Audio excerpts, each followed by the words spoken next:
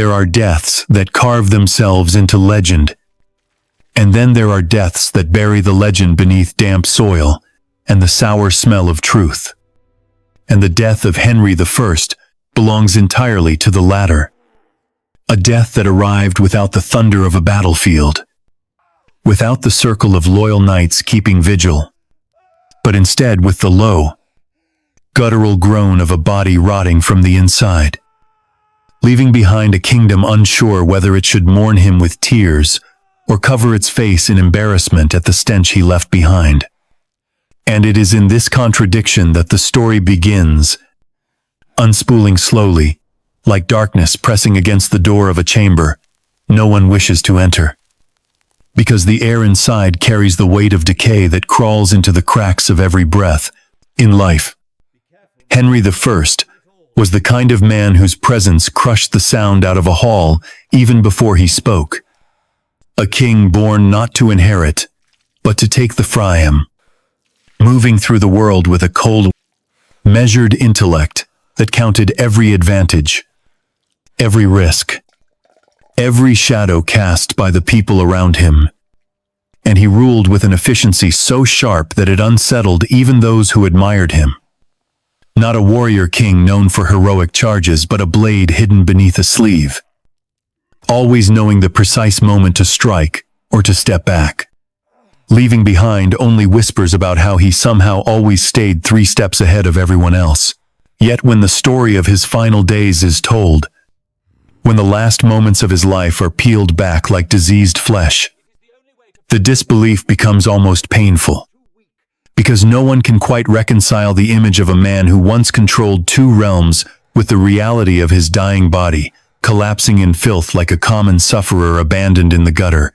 What makes the beginning of Henry's life almost cruel in its irony is that he was never meant to sit on a throne at all.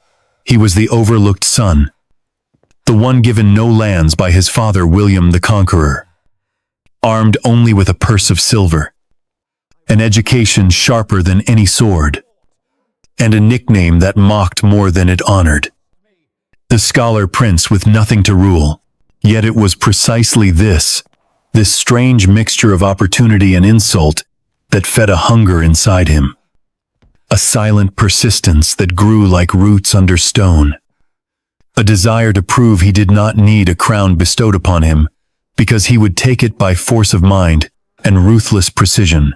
His coldness, his calculated charm, his talent for smiling at enemies, moments before cornering them, were not learned behaviors, but instincts honed in the shadow of being underestimated. And inside him lay a private tenderness for his children that he locked away behind the same stone walls where he hid his secrets. Because a king who allowed himself softness was a king who invited doom, but power always demands payment. And Henry's price was his body. An enemy he never conquered. An adversary that protested long before the world noticed, twisting his stomach into knots, so brutal he would flee from meetings mid-sentence, leaving behind worried glances that no one dared voice aloud, because a king who could command entire armies surely could command his own flesh, yet behind thick doors, where tapestries muffled the truth. Henry would sit in the dark with sweat running down his spine, breath hitching like a wounded beast, refusing to collapse. And in that private chamber, he was no longer the terror of nobles or the architect of a kingdom's laws, but simply a man afraid to show his weakness. Terrified that illness was the one foe he could not keep from revealing him. The story of his death cannot begin with the poisoned meal, nor with the night his stomach swelled grotesquely with the gases of decomposition, nor even with the moment he slipped from delirium into stillness.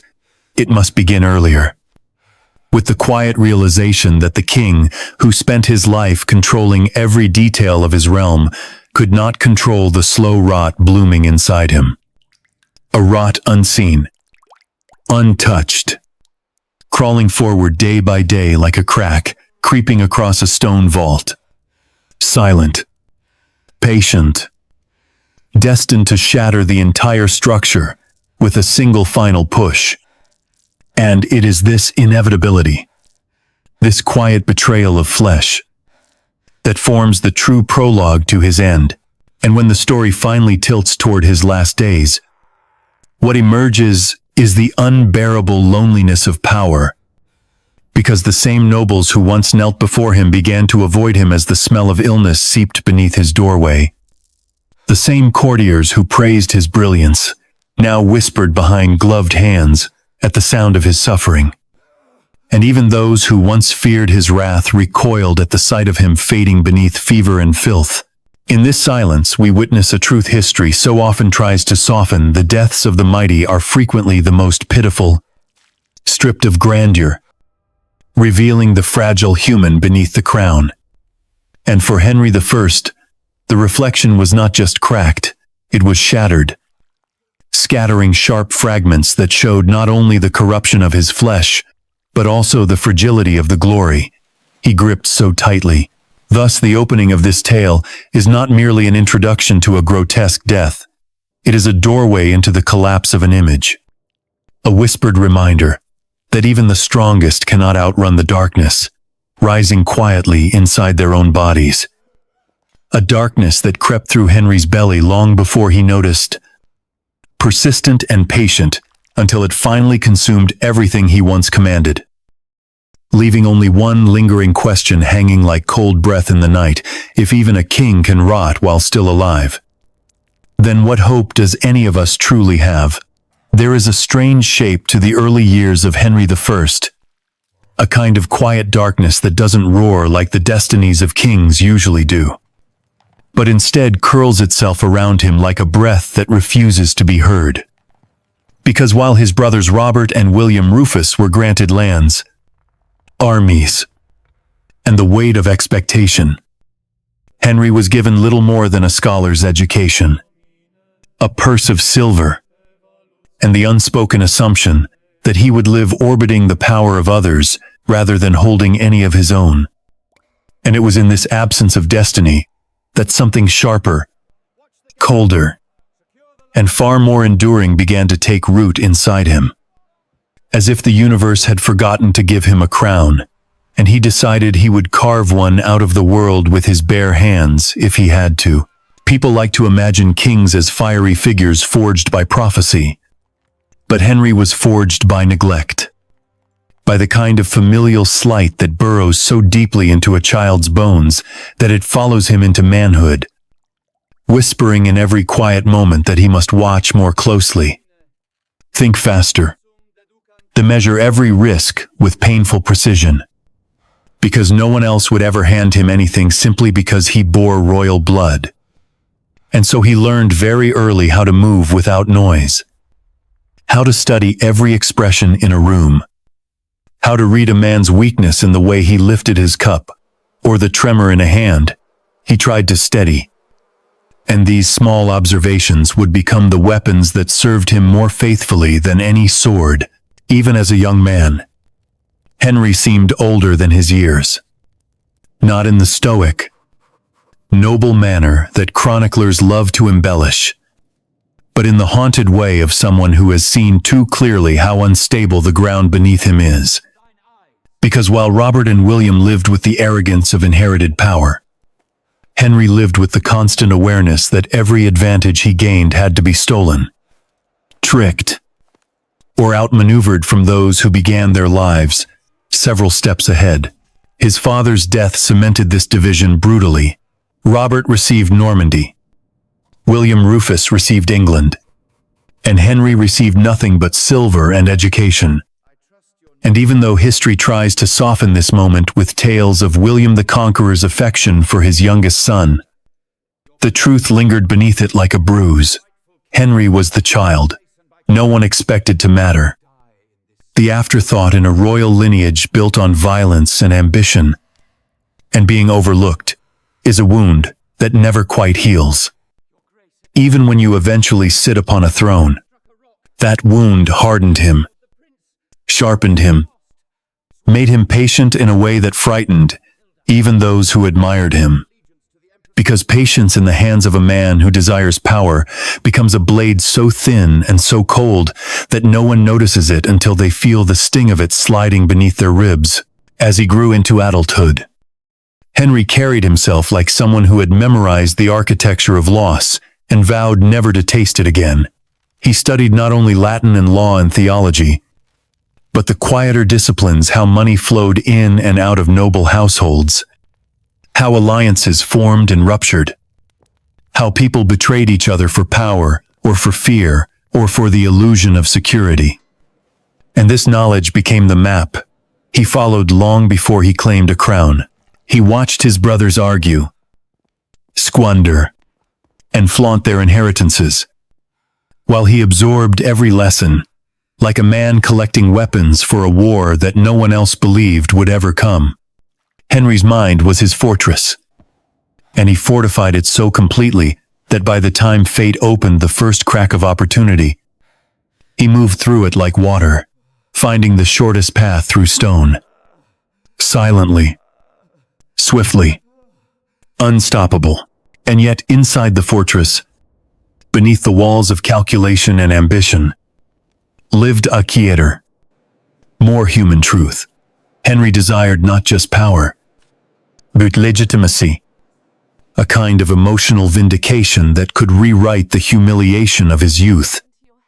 And that longing simmered beneath his ruthlessness in a way that would later shape the cruelty, the tenderness, and the desperation of his reign. It is easy to imagine Henry in those early years as a figure swept along by destiny, but the reality is far more unsettling. He built himself piece by piece, assembling a version of kingship more exacting and more disciplined than anything his family embodied. Because he understood instinctively that a throne gained by cunning rather than birthright required constant vigilance, constant intelligence, constant readiness to strike. And yet, despite this relentless self-forging, there were moments of surprising softness in him, flickers of warmth that revealed the human being buried beneath the steel. He cared for his illegitimate children and spoke to them, not as tools, but as people, laughed with them in ways he rarely permitted himself elsewhere. And this contrast, the ruthless strategist capable of tenderness, made him both more formidable and more tragic. Because it showed a man who knew how to love but believed he could never afford to let love shape his decisions. This inner contradiction became one of the defining rhythms of his life, a pulse beneath the political machinery he eventually built, and it rippled forward into the great personal disasters that would unravel him. But before his tragedies, before the sickness that stalked him, before the lampreys that would become his undoing, Henry lived in the uneasy space between his brothers, observing their failures with a clarity that bordered on prophetic. Robert was generous to the point of foolishness, too trusting, too soft, too willing to believe that nobility of birth granted him security, while William Rufus burned too hot, too careless, too convinced that fear alone could sustain loyalty. And Henry saw in both of them the precise mistakes he must never make. When Robert's men grumbled, Henry listened. When William's lords whispered, Henry remembered their names. He stored every detail in the cold archive of his mind, knowing that one day, one misstep by his brothers would become the fracture he needed to slip through. This was not the behavior of a man destined to rule. It was the behavior of a man who has lived his life pressed against a locked door, waiting for the moment someone forgets to slide the bolt completely, and then, as fate often does in stories that seem too grim to be invented, opportunity arrived, not with a whisper, but with the crack of a bowstring in the New Forest. The moment William Rufus fell with an arrow driven into his lung, and Henry, instead of freezing or mourning or questioning the suspicious convenience of it all, moved with a speed that stunned even those who had grown accustomed to his vigilance, racing across the forest, seizing the treasury, claiming the crown before his elder brother Robert could return from crusade. And in that moment, Henry stopped being the overlooked son and became the architect of his own destiny. Yet beneath the triumph lay that same old shadow. The echo of a boy who had never been chosen, who had learned to weaponize his invisibility, who had taught himself that the only way to survive in a world that overlooked him was to become the one who overlooked nothing. Thus, the foundation of Henry's reign was built not on divine right or inherited certainty, but on the long, silent years of being underestimated. And that silence shaped him more deeply than any crown ever could. It made him brilliant, meticulous, and relentless. But it also carved into him a loneliness that followed him like a second shadow. The quiet knowledge that no matter how many oaths his nobles swore or how many victories he claimed, the world had once believed he would never matter. And such beliefs, once formed, cling like cobwebs to the corners of a man's soul. It was from this loneliness, from this stubborn desire to prove the world wrong, that Henry built the empire of order and fear that defined his reign. And it was from this same loneliness that he would later cling to his children, dread the fragility of succession, and finally ignore the physician's warning that would lead him to the meal that killed him. Because men forged by neglect often believe they must never appear weak. And men who believe they must never appear weak are often destroyed by the one weakness they refuse to acknowledge. And so part 2 closes with the image of a young Henry standing on the threshold of power, carved not by destiny, but by hunger. Shaped not by privilege, but by exclusion. A man who learned to turn shadows into weapons long before he learned to wear a crown. Unaware that one day the greatest shadow of all would rise from within his own body. Slow and silent, waiting for the moment it would step forward and claim the throne inside him. There are moments in history where the world seems to hold its breath, as if time itself hesitates before deciding which direction to fall. And the death of William Rufus in the New Forest was one of those uncanny pauses.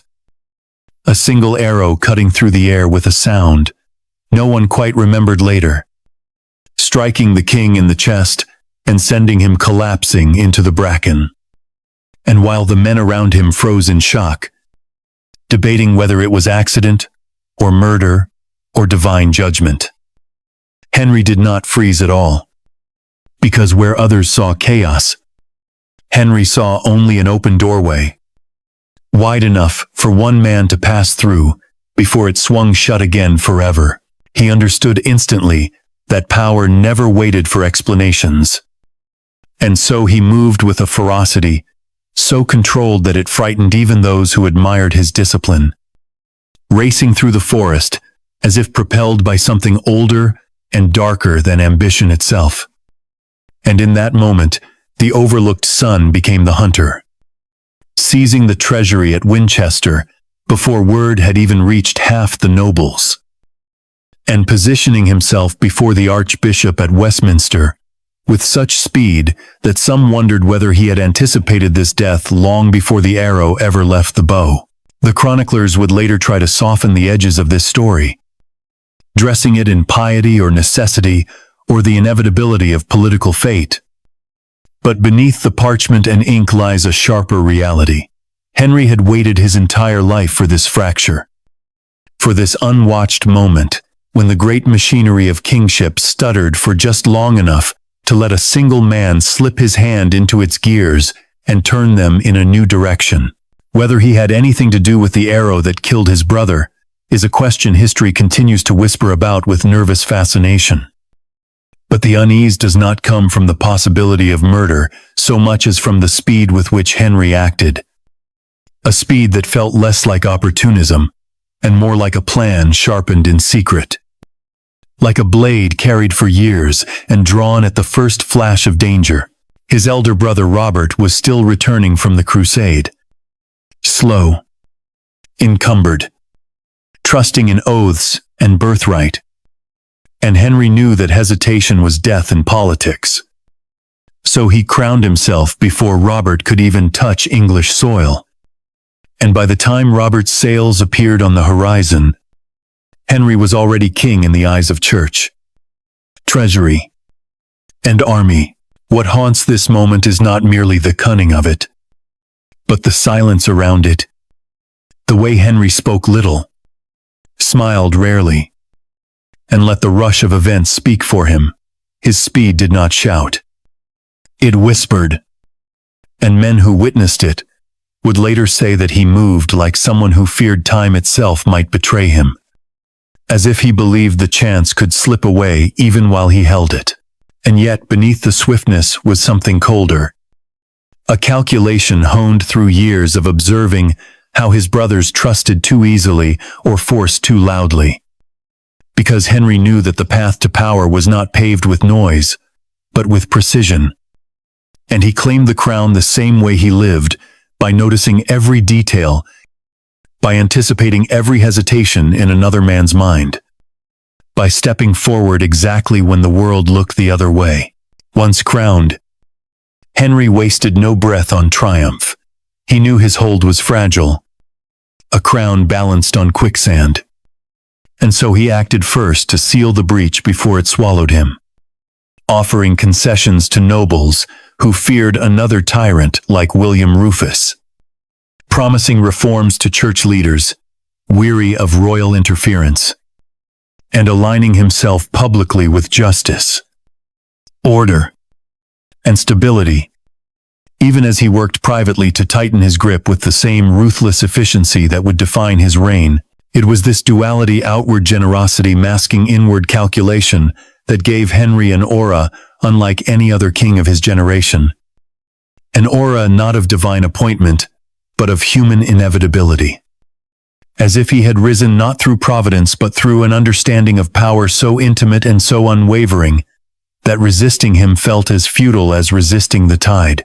Yet in these early days of his reign, before sickness carved itself into his bones, before grief hollowed out the man who had carved his own crown, there was already a tremor beneath the surface, a subtle tightness in the way he moved, a guardedness in the way he spoke, as if the boy who once lived on the margins of his own family still lingered inside him, whispering that nothing he gained would ever be secure, unless he held it so tightly that it left marks on his skin. And so Henry ruled with a strange combination of brilliance and fear, building the exchequer like a fortress of ledgers, crafting laws that stretched like nets across his kingdom, ensuring no noble could rise without him seeing the movement long before it happened. Because the boy who had once been given nothing would make certain no one ever took anything from him again, even his marriage to Matilda, a union that strengthened the legitimacy of his crown by linking Norman rule to the old Anglo-Saxon bloodline, carried the shadow of strategy more than affection. Yet Henry treated Matilda with a gentleness that surprised those accustomed to the cold edges of his political personality, revealing again that quiet contradiction at his core, the strange capacity to care deeply while never relaxing his vigilance. It was as if the crown he had seized in 3 frantic days was both his triumph and his curse, a symbol of everything he had fought for and everything he feared losing. And that fear threaded itself into every law he passed, every alliance he forged, every punishment he sanctioned. But perhaps the most haunting truth of these early years is that Henry did not yet know the shape of the darkness that would one day consume him. He had defeated brothers, subdued nobles, charmed the clergy, and held his realm with an authority earned entirely through intellect and will. Yet inside his body the first silent flickers of revolt were already beginning. Fin cran. Brief tightening in the gut. Symptoms small enough to ignore, but insistent enough to plant the earliest seeds of dread. It is impossible to know whether Henry sensed that his greatest enemy would come not from without, but from the shifting, rotting tides within his own flesh. But if he did, He hid it well, burying any hint of weakness beneath the same austere composure he had worn all his life. And so part 3 ends where Henry's true kingship begins. In the eerie hush between a brother's death and a crown placed upon an unanticipated head. In the stillness of a man who stepped into power with such speed that it felt almost preordained. Even though every step he took had been shaped by decades of watching, waiting, and striking at the exact moment destiny blinked. He ruled from that moment forward like someone who understood that the world could close its fist around him at any time. A man who built a throne from timing as much as from legitimacy, unaware that the first stirrings of rebellion had already begun in the pit of his stomach. A rebellion not of soldiers, but of organs. Not of politics, but of flesh. There is something unsettling about the way Henry ruled once the crown rested on his head. Not because he was cruel in the manner of tyrants who delight in suffering, nor because he wielded power with theatrical displays of authority, but because he governed the kingdom with the same cold, methodical intensity that had shaped his youth, as though the realm itself had become an extension of his mind, and every noble, every sheriff, every judge existed merely as a nerve in a vast network that he alone controlled. And it was this strange fusion of intellect and vigilance that transformed England into something both more stable and more suffocating than it had ever been before.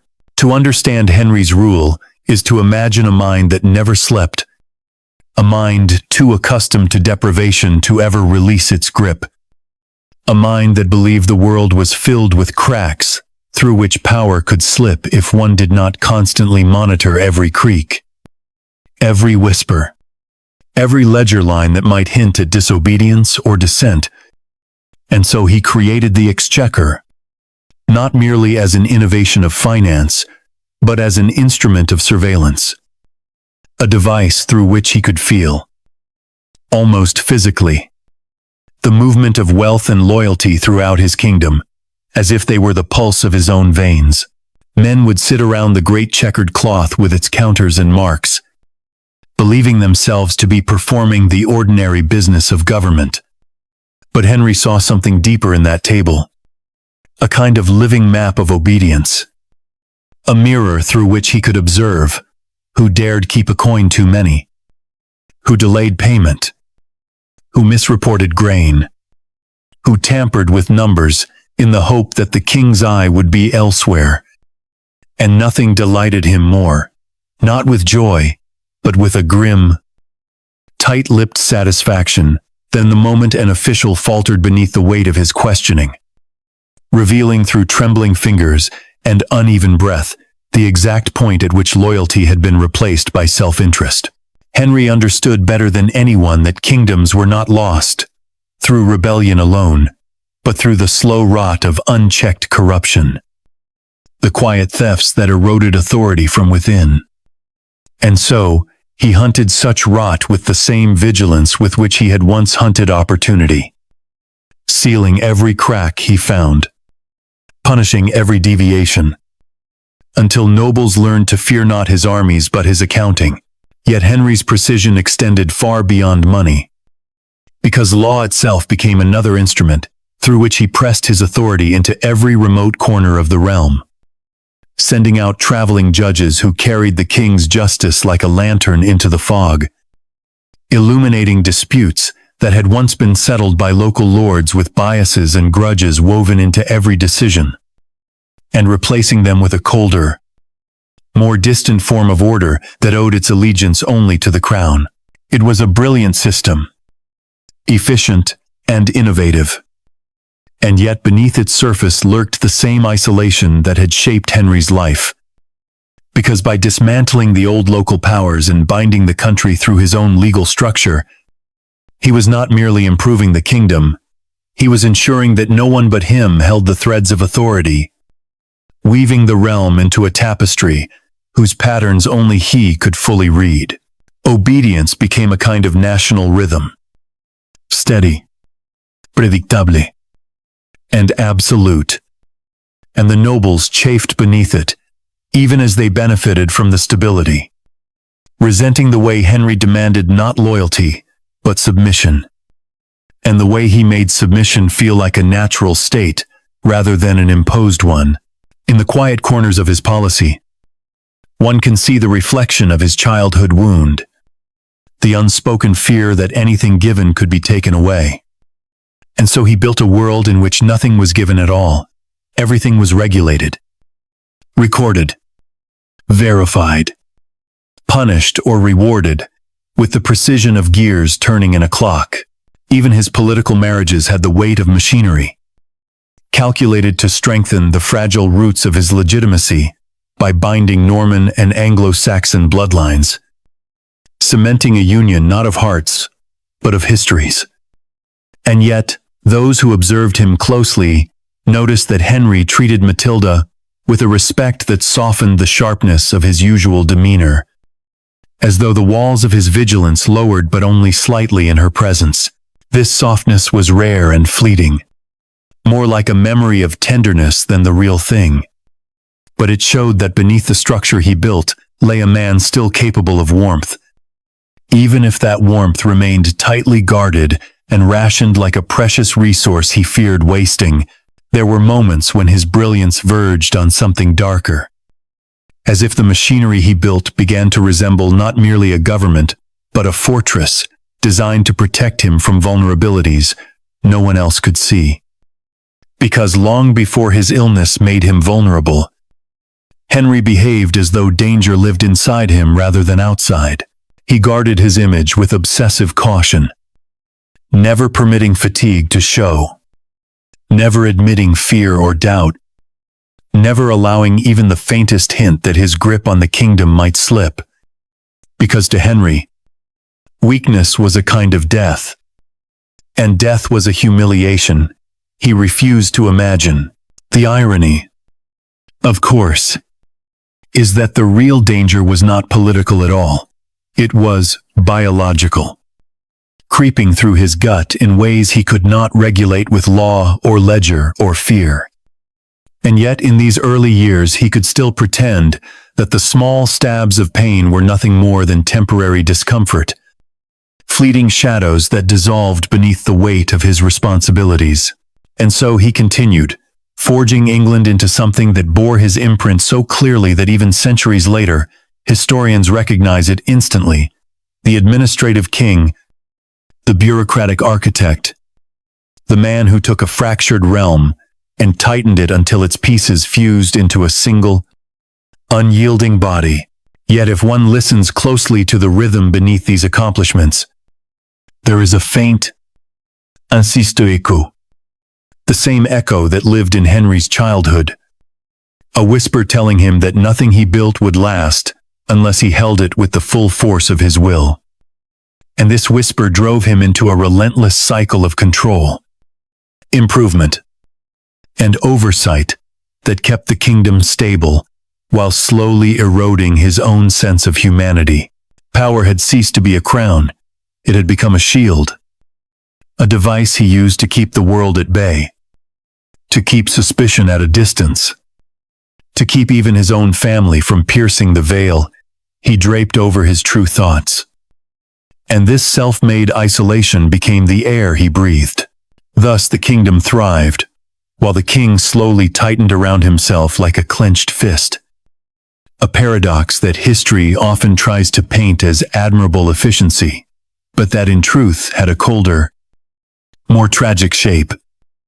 Because Henry did not rule from joy or from the intoxication of authority, but from the grim certainty that without absolute order, the world would descend into the chaos he had known in his youth. And so he shackled the kingdom in rules and vigilance, the same way he shackled his own heart. And in the silence that followed, no one, not his family, not his nobles, not even Henry himself, saw that the rot he feared was already inside him, waiting for the moment when power could no longer hold it back. There is a particular type of fear that does not arrive suddenly, like the clash of swords or the flash of an assassin's blade, but instead seeps into a man's life with the patience of something ancient and inevitable. And Henry's illness belonged to that quieter, a crueler breed of terror. A terror that began with nothing more than a tightening in the gut, a brief spasm beneath the ribs, a discomfort so small he could wave it away with the authority that had silenced entire courts. Yet each time it returned a little stronger, a little more deliberate, until the king, who had bent nobles to his will, found himself pausing mid-sentence, gripping the arm of his chair, feeling his breath catch in a way that no one else seemed to notice. It was not the pain itself that frightened him at first, but the secrecy of it. The way it crept into him like a thief moving through dark corridors, touching nothing, yet promising it could take everything, if it wished. And because Henry had spent his entire life mastering the art of control, the idea that something inside him could slip beyond his command filled him with a private dread that he refused to name. He learned, over time, to disguise the episodes with the same precision he used to hide his political calculations, excusing himself from councils with a calmness that fooled no one yet revealed nothing, moving through back chambers with a stiffness that suggested determination rather than desperation. Though behind closed doors, the truth unfolded far less gracefully, because the cramps twisted through him like barbed wire tightening, and the sudden waves of sickness left him pale, sweating, gripping the edges of whatever surface he could reach, as though he feared he might be swallowed whole by the force of his own failing organs. Servants learned to appear silently when summoned, and to leave, just as silently, their eyes carefully lowered, so they would not witness the contorted face of a king who could not bear to be seen as anything less than unbreakable. And though they did not speak of what they saw, the sweat, the trembling, the shaking breath word travels differently in a royal household, sliding through cracks like smoke, leaving behind whispers that coiled around the pillars and drifted beneath the rafters. The nobles, who had once feared the sharp edge of Henry's intellect, and began to fear something else, the scent of illness that clung faintly to him on the worst days, the weariness that lingered just a moment too long in his gaze, the stiffness of his posture when he thought no one was watching. They did not dare voice their suspicions, for the king's temper had grown shorter as his pain grew worse. But even the most loyal among them could feel the shift, and in medieval courts where physical strength was equated with divine favor, the sight of a sick king carried implications more dangerous than rebellion itself. For if God had withdrawn his blessing from Henry, then perhaps the entire kingdom trembled beneath that withdrawal, and men whose livelihoods depended on stability began to wonder not aloud, but in the quiet of their chambers, what it meant for the realm if the king's body was crumbling. It was not malice that fueled these thoughts, but survival. Because those who lived under monarchs knew the fragility of their own futures rested on the strength of the body that wore the crown. Henry himself refused to yield to these implications, clinging to the rhythm of governance with a stubbornness that bordered on ferocity, pushing through pain as though pain were merely another noble to be subdued. But the very act of resisting seemed to exhaust him further, draining something more essential than strength, carving shadows beneath his eyes and etching tension into the corners of his mouth. He grew harsher with his punishments, quicker to anger, slower to forgive, as if each decision required greater effort than the last. And though he maintained the facade of command, those closest to him saw the truth in the trembling of his hands when he believed them hidden. Physicians hovered like anxious ghosts around him, offering cures built on superstition and guesswork, bloodletting to balance humors, potions to cleanse bile, herbs to purge what they believed to be corrupted fluids. Yet their interventions offered no relief, only worsening, only further depletion of a body already fraying from within. And, gradually, The suffering took on a humiliation so sharp it sliced through even Henry's iron pride. Because the illness did not remain discreet, it announced itself with violent urgency, forcing him to retreat from public spaces before his dignity could collapse alongside his strength. And it was in these retreats that he felt the true weight of his isolation. Sitting alone in chambers, thick with the smell of sickness. Hearing the distant murmurs of courtiers who pretended not to notice each abrupt departure. Henry, who had once stalked the halls with the certainty of a man who saw everything, now avoided mirrors, as though catching his own reflection in a moment of weakness might crack the identity he had forged so meticulously. And this quiet avoidance revealed the deepening fear inside him, not simply fear of death, but fear of losing the illusion of control that had sustained him all his life. In time, the whispers grew bolder in their absence, and though no one dared speak openly, there was a subtle shift in the air whenever Henry entered a room. A tightening of posture. A pause in conversation. The kind of instinctive reaction people have when confronted with something they are not sure is entirely whole.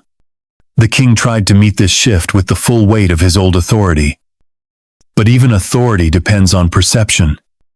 And perception is the first thing illness devours. For a ruler whose entire identity had been constructed on precision and command, the unraveling of his body felt like a betrayal, more intimate than treason. A mutiny waged by organs he had never once considered capable of defying him, and in that betrayal lay the beginning of the end. Not because Henry's power diminished immediately, but because the fear that had stalked him since childhood, the fear of being overlooked, underestimated, dismissed, returned with a vengeance, whispering that the world would not forgive a king who could not withstand the failures within his own skin. Thus Part 5 closes with Henry standing at the threshold of a war he cannot win. A war not against rebels or enemies or ambitious nobles, but against the relentless decline of his own flesh. A war fought in silence and secrecy, with no witness except the servants who cleaned the linens, the physicians who lied with hopeful eyes, and the king himself, who began to understand, with a coldness deeper than any he had ever shown, another man, that the body he had trusted was leading him toward a darkness he could neither command nor escape. There are griefs that fall upon a man like thunder, sudden and violent. And then there are griefs that descend like cold water, closing over the head, filling the lungs, drowning the soul in a silence so absolute it becomes a second skin. And the death of Henry's only legitimate son belonged to that latter, crueler kind of sorrow. The kind that does not break a man all at once, but hollows him slowly until there is nothing left to anchor him to the world he once controlled so completely. The sinking of the white ship in the cold waters of the Channel was not merely the loss of an heir, it was the collapse of the future Henry had built with such iron determination, a future he had shaped with the precision of a man assembling a clock, only to watch every gear and wheel tumble into the sea in a single night of drunken celebration and reckless speed. And when the news came to him, it did not come as a sound, but as a silence so large it seemed to swallow the room around him. The chronicles say that no one dared tell Henry, that courtiers paced the halls with the dread of men carrying a death sentence in their mouths. And finally they sent a child too young to fear the consequences, too innocent to be struck down for bearing the unbearable truth. And when the child whispered what had happened, Henry collapsed as if struck by a blow no enemy had ever managed to deliver. He had built his reign on structure, on order, on the certainty that everything could be controlled, if one only watched carefully enough. And yet here was the ultimate proof that even the most vigilant mind could not outthink the ocean, the darkness, or the cruel whims of fate. William Adelin, the bright, proud, 17-year-old prince, who was meant to inherit the kingdom, had drowned in the frantic chaos of that sinking ship, first escaping in a small boat, and then turning back to save his sister, only for the tiny vessel to be dragged under by desperate hands, clawing for salvation.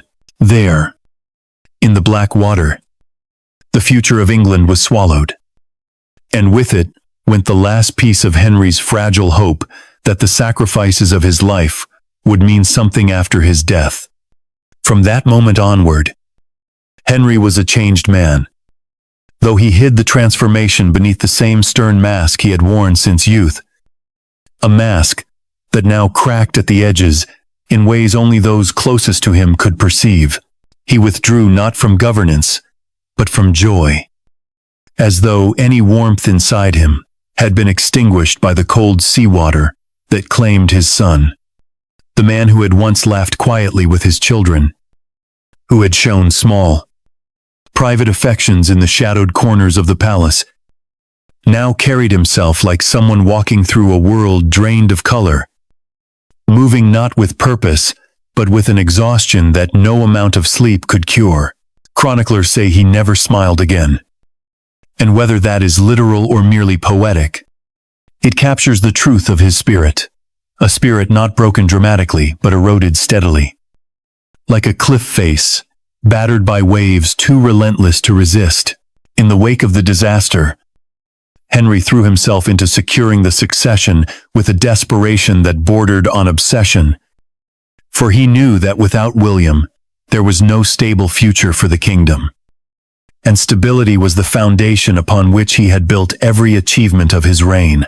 But even as he strategized, even as he forced nobles to swear oaths to his daughter Matilda, there was a hollow quality to his efforts, as though he were building not a legacy, but a barricade against the terror of mortality, trying to convince himself that the world would not unravel when his own body finally surrendered to the sickness chewing through it. This desperate urgency was not born of ambition but of fear. Fear that everything he had carved into the kingdom would crumble without a clear heir. If fear that the rot inside him would consume him before he could solidify the future. A fear that death would take from him the last thing he still had control over.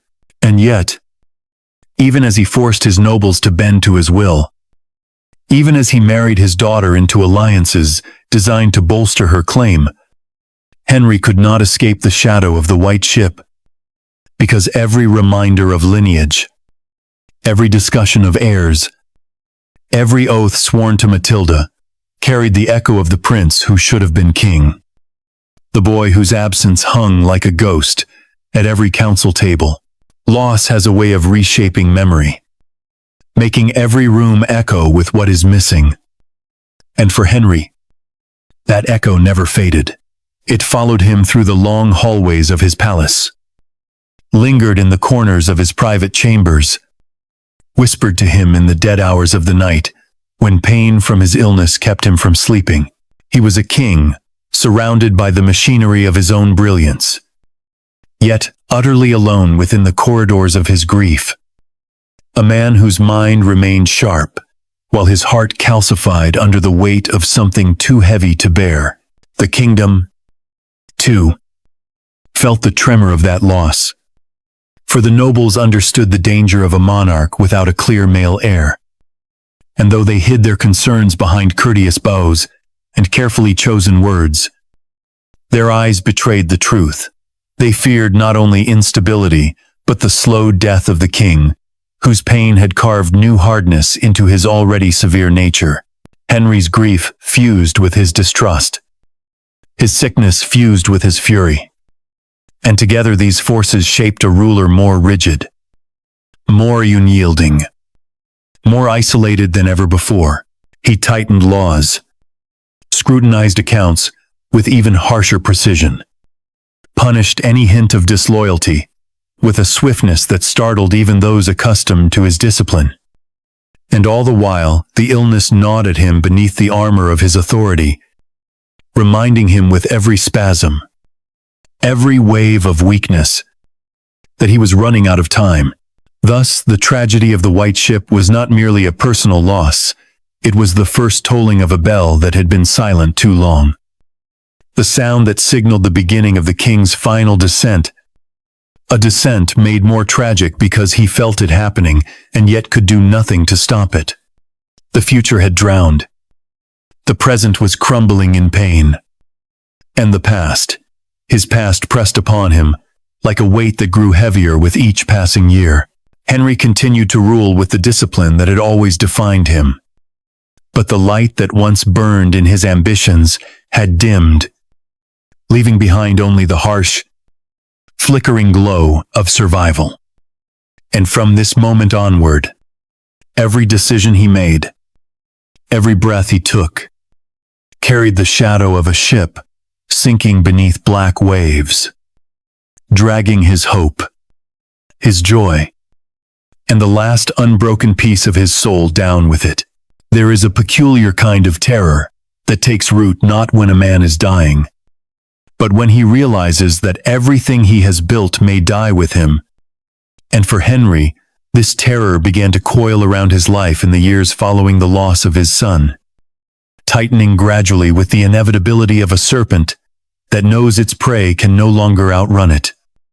Because, without William Adelin, the future of his kingdom became a fragile construct, balanced precariously on oaths, politics, and the increasingly brittle strength of a king whose body was failing him in ways he pretended not to notice.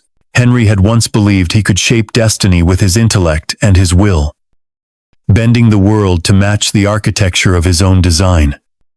But now he found himself confronting the limits of that belief, forced to reckon with the cruel truth that no amount of cleverness could create a son where fate had refused to provide one. And so he turned to the only path left to him, forcing his nobles to swear loyalty to his daughter Matilda, compelling them through fear, through persuasion, through the weight of his authority to accept a future they did not want. The oaths were not gestures of unity but acts of coercion, binding agreements forged in rooms thick with unease. Because the nobles understood the danger of a female ruler in a world built on the assumption that kings must be men, warriors, embodiments of physical power rather than intellectual lineage. And though they bowed their heads and placed their hands upon relics, promising loyalty to Matilda, their eyes revealed the truth they would obey as long as it served them. And no longer, Henry saw this distrust, felt its presence like a chill beneath the floorboards, and it only deepened the resolve that had always steered him through his life, pushing him to secure alliances, marriages, treaties, anything that might anchor Matilda's claim. And yet the harder he worked, the more he sensed the futility creeping into the edges of his efforts. It is a terrible thing for a king to know that loyalty sworn in his presence may dissolve the moment the pulse beneath his skin stops beating. And Henry felt this knowledge gnaw at him with a hunger equal to the sickness consuming his intestines. Perhaps it was this fear that drove him to remarry after William's death, taking Adeliza of Louvain as his new queen, a young woman of such beauty and sweetness that she seemed almost out of place beside the austere, hollow-eyed monarch who sought her hand, not out of affection but out of necessity, hoping that her youth might grant him another son, another chance to repair the future fate had stolen. Yet as the years passed and Adeliza's womb remained empty, Henry's hope calcified into something colder, a grief mixed with frustration and resignation, because he understood, with the clarity of a man who had outwitted countless rivals, that time was no longer his ally, but his greatest enemy.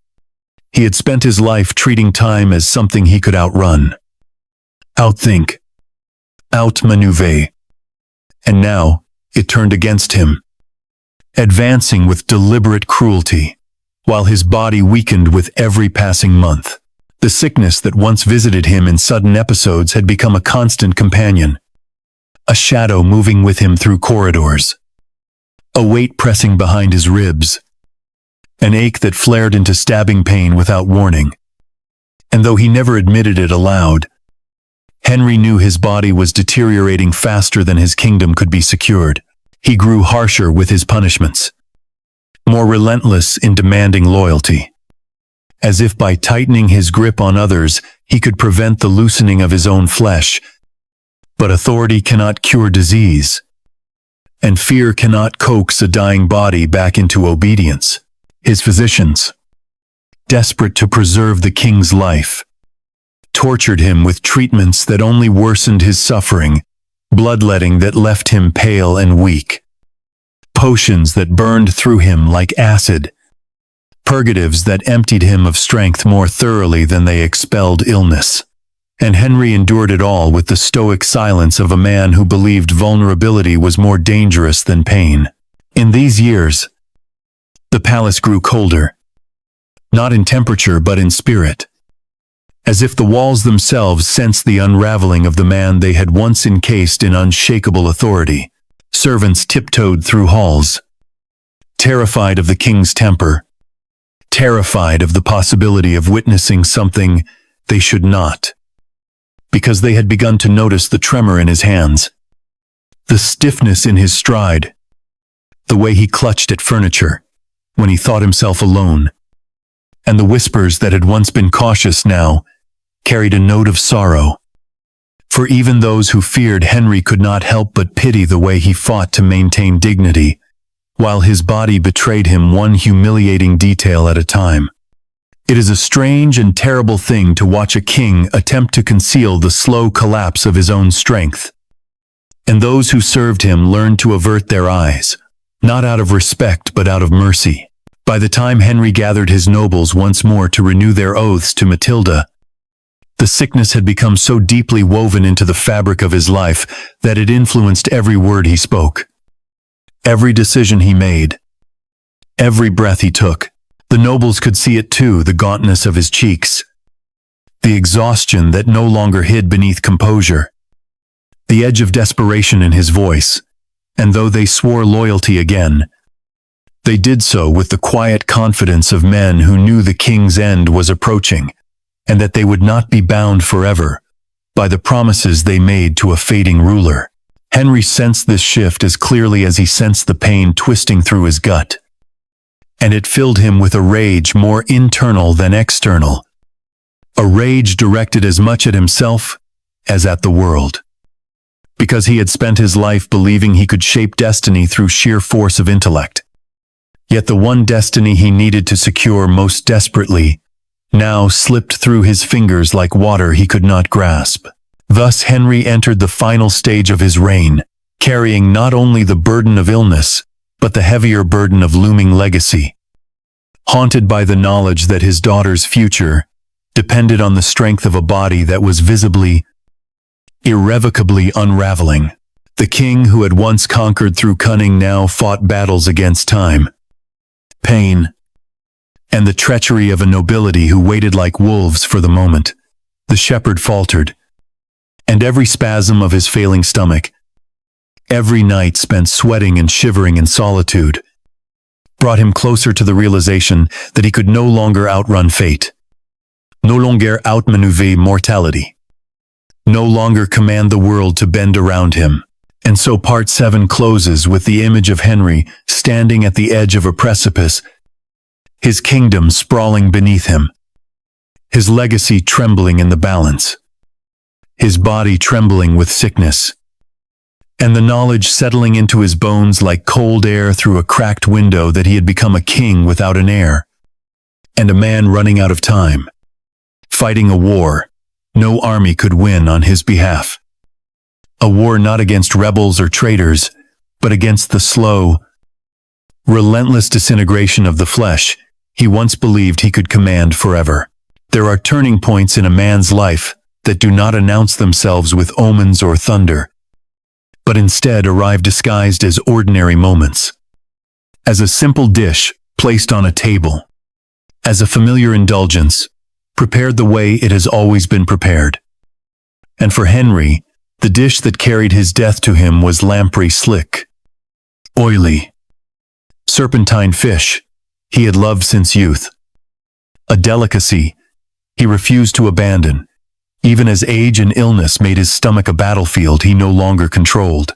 His physician, a man accustomed to the king's temper and the futility of offering caution to a ruler who tolerated no weakness. I noticed immediately that the lampreys were not fresh, that their scent carried the faint sourness of something spoiled. But when he whispered his warning, Henry silenced him with the authority of a man who had spent a lifetime believing he could bend reality to his will. And he ate the fish with the stubbornness of a king who refused to accept that pleasure. Small, private. The human pleasure had become too dangerous for him to touch. At first nothing happened, and Henry carried on with the gathering dusk of his day, as though he had successfully defied both caution and fate once more. But the illness came for him not in a rush, but in a tightening. The kind of internal clench that warns a man that something inside him has begun to unravel beyond repair. He felt it in the pit of his stomach, a knot of heat spiraling outward, spreading like fire across dry leaves. And he told no one, not even when his breath grew shallow and the sweat began to trickle down the back of his neck, because pride is a prison. And Henry, even in the shadow of old age, remained locked inside the belief that to admit pain was to surrender control. But within hours, the fire inside his gut had turned violent, erupting into waves of agony, so intense he gripped the edge of his bed frame until his knuckles were white. And the first violent attack of diarrhea struck him with such force that he doubled over with a groan torn from a part of him that had never yielded to anything before.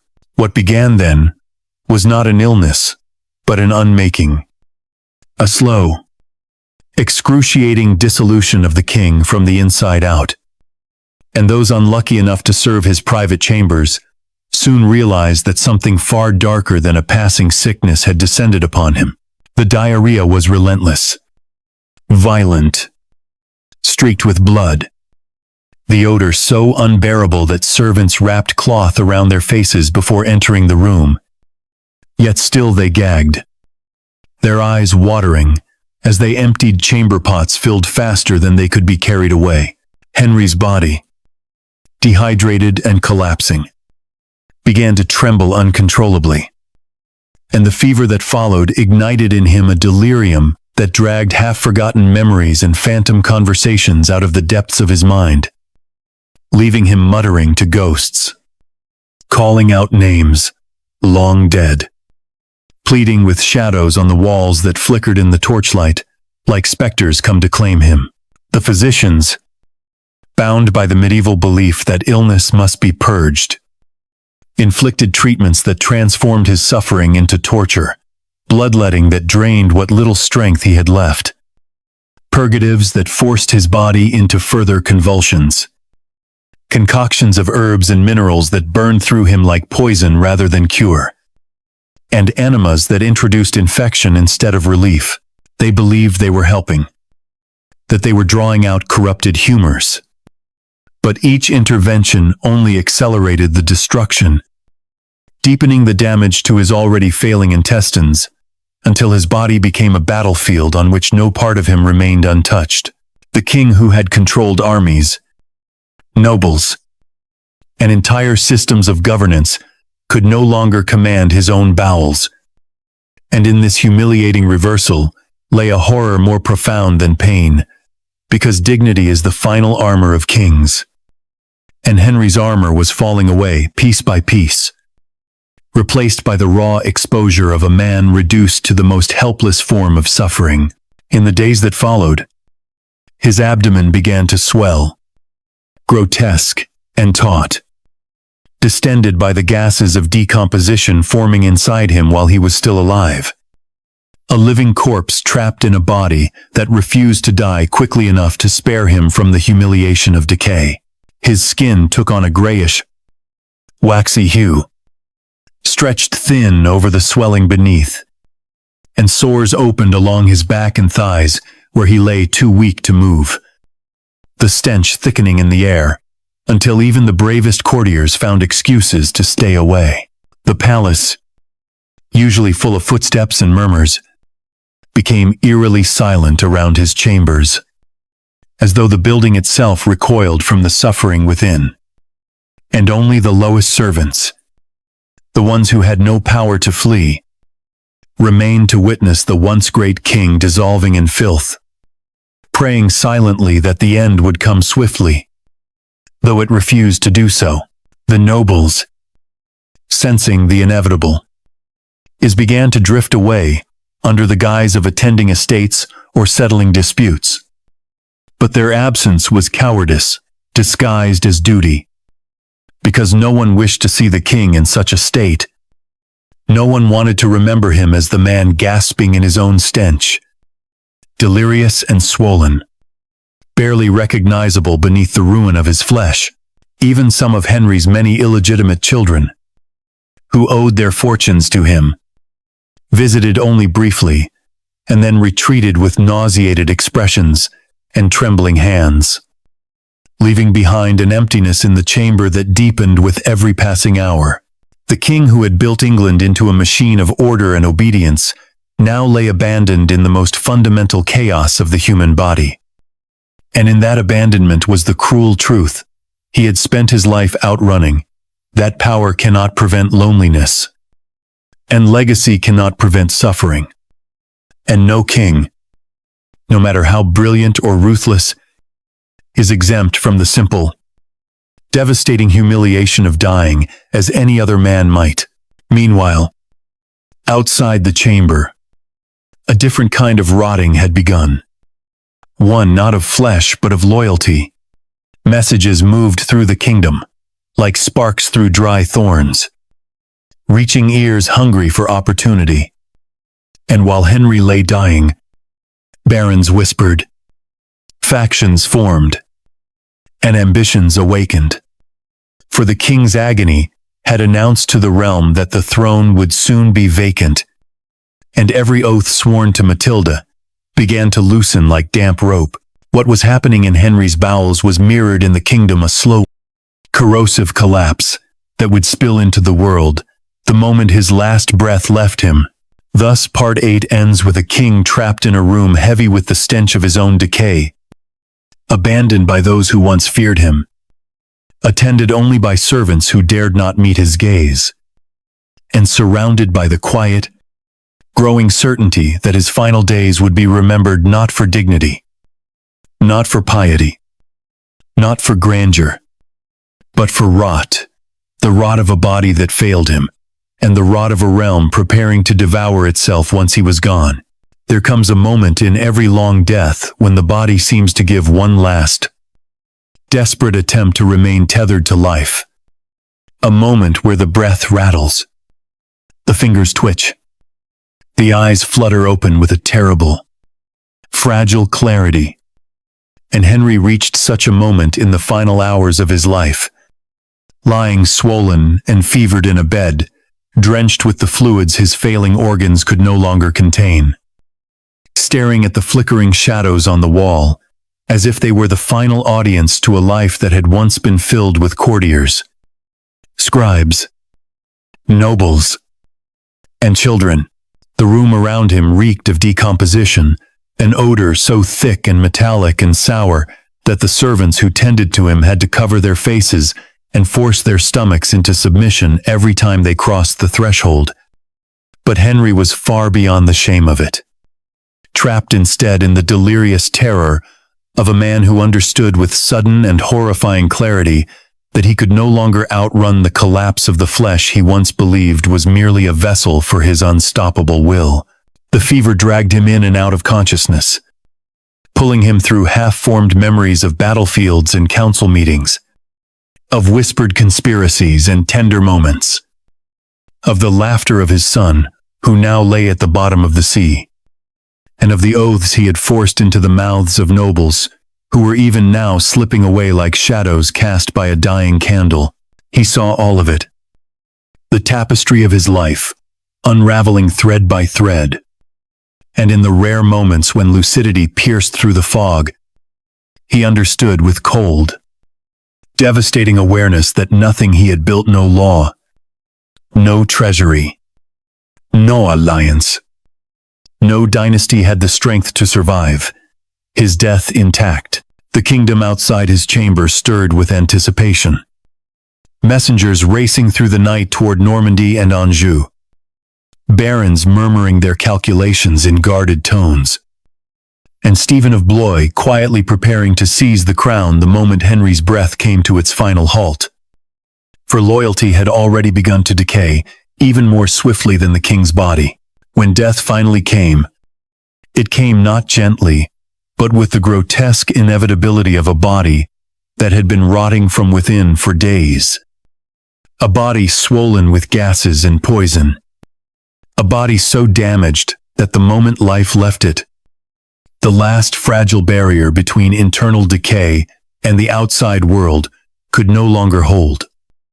And what followed was a rupture so shocking that even the hardened servants who remained were struck silent with horror.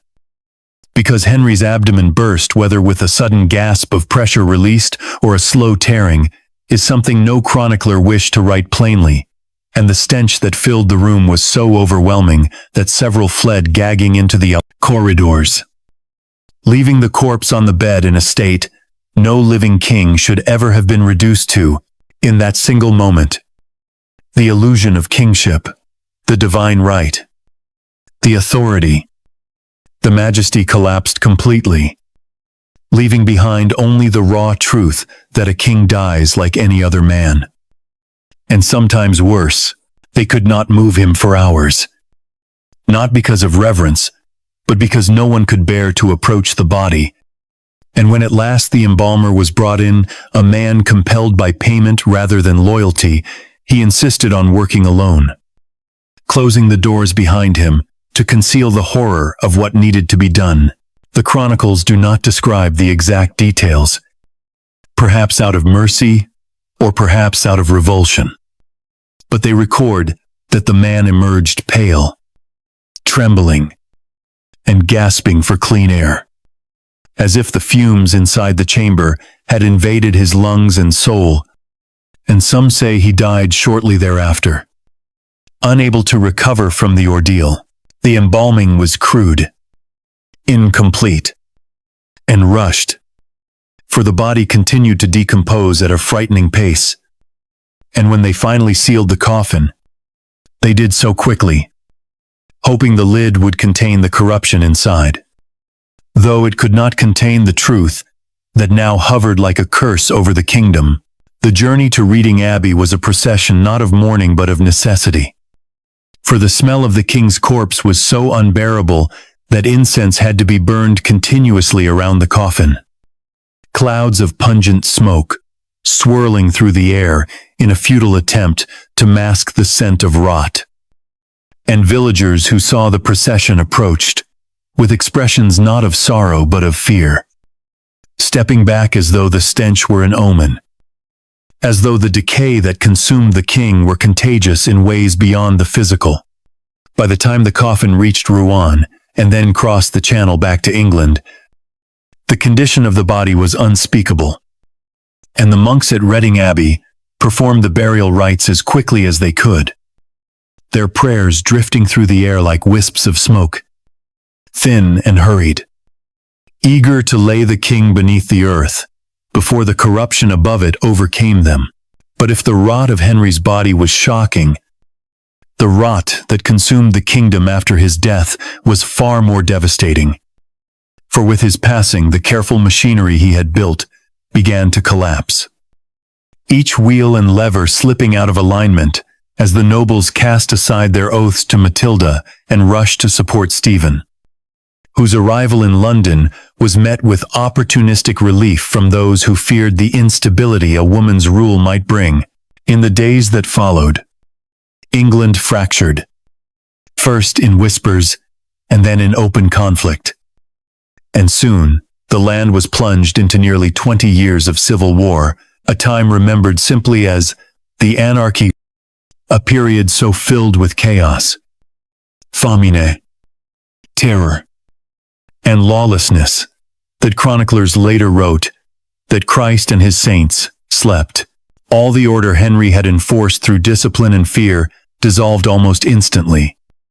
As though the kingdom itself had been waiting for the moment his heart stopped beating to fall into madness. Churches were burned. Villages raided. Families displaced. And the countryside filled with private armies, acting with impunity, because there was no longer a king strong enough or feared enough to hold the realm together. Everything Henry had built, every structure of governance, every reform he had crafted with such precision, broke apart beneath the weight of human ambition and the absence of a clear successor. His daughter, Matilda, fought fiercely, but struggled against a nobility terrified of female rule.